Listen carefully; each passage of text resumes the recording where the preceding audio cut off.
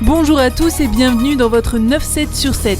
On revient ensemble sur l'actualité des 7 derniers jours en Guadeloupe, Guyane et Martinique. Au sommaire, cette semaine, nous reviendrons sur le drame qui a plongé la Guadeloupe dans la stupeur, le meurtre de Yohan Equinox, ce lycéen de 15 ans dont on a arraché la vie pour un simple portable. Camarades de classe, famille, mais aussi anonymes s'indignent contre cette violence sans nom. En Martinique, polémique autour d'une pêche de 14 requins-tigres, une espèce non protégée mais en voie d'être menacée. Les défenseurs de la faune marine s'insurgent, les professionnels de la mer se défendent. En Guyane, aux habitations Montbaduel, les risques d'éboulement et de glissement de terrain sont trop forts. Les maisons construites dans ce quartier vont donc être démolies. 180 familles ont été évacuées. Mais tout de suite, on débute ce 9-7 sur 7 par le décès de Yohan Equinox. Ce jeune Guadeloupéen a perdu la vie mardi dernier devant la cité Lacroix aux Abîmes.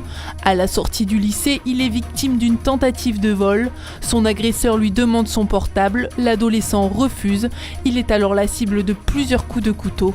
Les secours arrivés rapidement sur place n'ont rien pu faire. Au lendemain du drame, son frère accepte de s'exprimer malgré la douleur. Il s'est battu, il a pris des coups. Et non seulement il a pris des coups, il lui a réussi à le blesser à la main. Et ça prouve que c'est mon frère. Il s'est battu juste au dernier faux.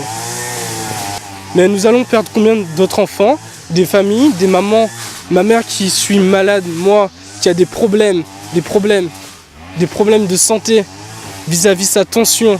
Ses yeux sont enflés là, elle peut plus rien faire. Tout ça pour un portable qui lui appartenait même pas. La communauté scolaire est également meurtrie. Au lycée Chevalier Saint-Georges où était scolarisé le jeune homme, une cellule d'écoute a été mise en place.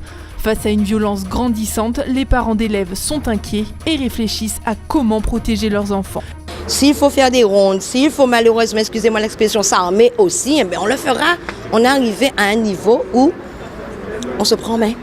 On se prend en main. Je suis une maman. On n'a pas envie de ton bon petit monde décéder encore pour des butins inutiles comme ça. Nous n'y marre ça. Toute maman qui a pleuré, c'est pas mon enfant, mais je pleure autant que cette mère parce que je me dis ça aurait pu être mon fils. J'aurais fait quoi? Après le choc, après les cris, après les pleurs, je me serais armée aussi pour faire pareil peut-être. Et c'est en blanc pour dire stop à la violence qu'une foule d'anonymes a participé à une marche. De nombreux adolescents ont fait le déplacement pour exprimer leur colère et leur indignation. Ça aurait pu nous arriver à nous et que c'est un lycéen comme nous-mêmes. Ça aurait pu être notre frère ou notre soeur. Donc voilà. Et je trouve ça inadmissible qu'il soit tué juste pour un téléphone. Nous sommes ici présents pour nous mobiliser car c'est inadmissible qu'un jeune de 15 ans meure injustement comme ça. Dans la foule également présente des artistes, Admiralty s'est mobilisé pour pointer du doigt l'inacceptable. Toute la Guadeloupe, quand on fait de ça, toute la Guadeloupe, dans tout quartier, on est plein de jeunes comme ça qui laissent pour compte. Et donc, là, ces résultats-là, nous allons voir là et que malheureusement, c'est ça qui arrive. Jeune petit Yohan qui mort dans des circonstances que nous connaissons. Mais aussi, petit Bouga qui tue petit Yohan là, on n'a pas oublié c'est un petit Bouga 15 ans aussi. Quoi. Et c'est ça qui est grave là, parce que c'est ça qui a touché tout le monde là. Et en plus, le fait que ça fait en plus on va à l'école, la rentrée sortie faite, donc ça quand même symbolique que si nous prenons la rue là pour nous dire ça, bon, qui est-ce qui fait bon nous? Depuis début 2016, Yohan est la 22e victime d'un crime dans le département. À Pointe-à-Pitre, les habitants de la cité Mortenol vivent un enfer. Leur quotidien est pollué par des odeurs nauséabondes provoquées par la remontée des eaux usées. Les détritus s'entassent, les rats ont pris place. La municipalité a pris à bras le corps ce problème et cherche des solutions. C'est vrai qu'il y a de cela quelques jours, nous avons eu des remontées d'eau usée, mais il faut savoir que ce n'est pas seulement de la responsabilité de la ville ou de la SIG, c'est aussi de la responsabilité des résidents qui se servent mal de leur WC. Parce que très souvent, lorsque nous effectuons le curage des canaux, qu'est-ce que nous y trouvons? C'est toutes sortes de détritus, à savoir serviettes hygiéniques, ce sont des pantalons, ce sont des bouteilles, donc ce n'est pas normal. Un plan de financement a été voté. Chaque zone de la cité bénéficiera de travaux pour une meilleure étanchéité des résidences. Direction tout de suite la Martinique où 14 requins-tigres ont été pêchés à 60 km de la côte. Une fois vidés, les squales ont été distribués et vendus. Sur les étals du marché de Saint-Pierre, pour 10 € le kilo, il était possible de s'en procurer. Un achat qui divise. Les réseaux sociaux, ça fonctionne bien. Donc on a vu hier soir qu'ils avaient pêché 14 requins. Et donc on s'est dit, comme on est en week-end là au prêcheur, on vient au marché à Saint-Pierre pour acheter 1 kilo et puis faire une petite grillade. Ça se vend parce que les grandes personnes connaissent le requin, alors ils viennent acheter dès qu'il y a du requin. Il faut les laisser tranquilles. Parce que c'est nécessaire, ce sont des prédateurs, il faut absolument les laisser. C'est pour la faune aquatique, il faut absolument les laisser tranquilles. Alors ça pourrait effectivement me rassurer qu'ils soient pêchés, mais ça veut dire qu'il en reste d'autres. Surtout que là, on a fait une petite journée, on sort du prêcheur, on arrive à Grand-Rivière. Et j'avoue que sur tout le trajet, j'y ai pensé. Face à cette pêche inédite, les défenseurs de la faune marine se sont insurgés.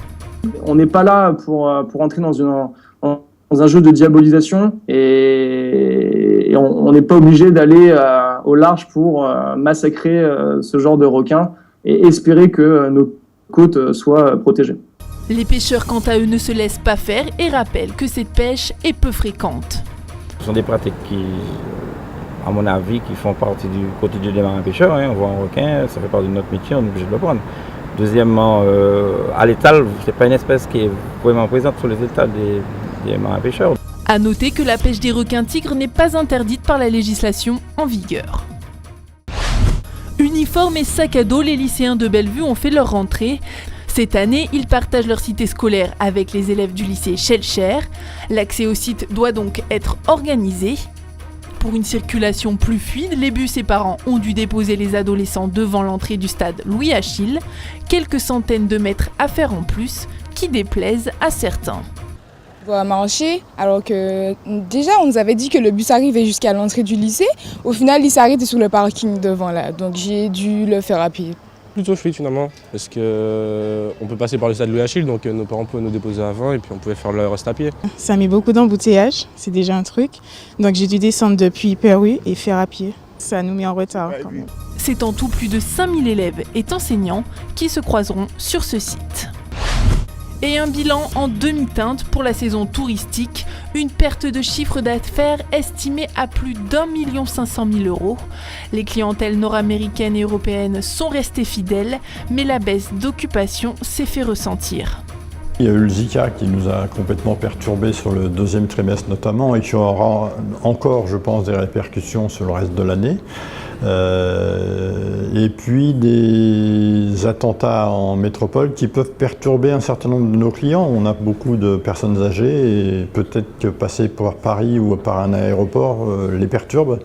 Donc il y aura peut-être moins de voyages long courrier en tout cas. La haute saison démarre dans quelques semaines. Les professionnels du secteur espèrent qu'elle sera sous de meilleurs auspices que la précédente. En Guyane, première vague de démolition des habitations Montbaduel. Les glissements de terrain et les risques d'éboulement sont trop forts. La zone est devenue dangereuse. C'est au total plus de 180 familles qui seront évacuées. Des solutions d'hébergement temporaire devraient être trouvées pour chacune d'entre elles, selon la préfecture. Et puis, une invitation à regarder ce qui se passe sous nos pieds. Le photographe Ronan Liétard a immortalisé les différentes facettes du sol guyanais. Diversité des terres, couleurs et textures, ces photographies révèlent un esthétisme certain.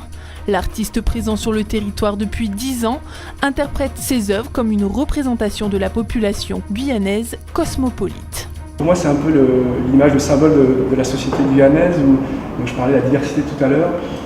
Donc toutes ces cultures, toutes ces personnes qui cohabitent sur un même sol et qui en même temps créent une société, une identité guyanaise. Et donc c'est un peu le symbole Expo et le symbole de la Guyane pour moi.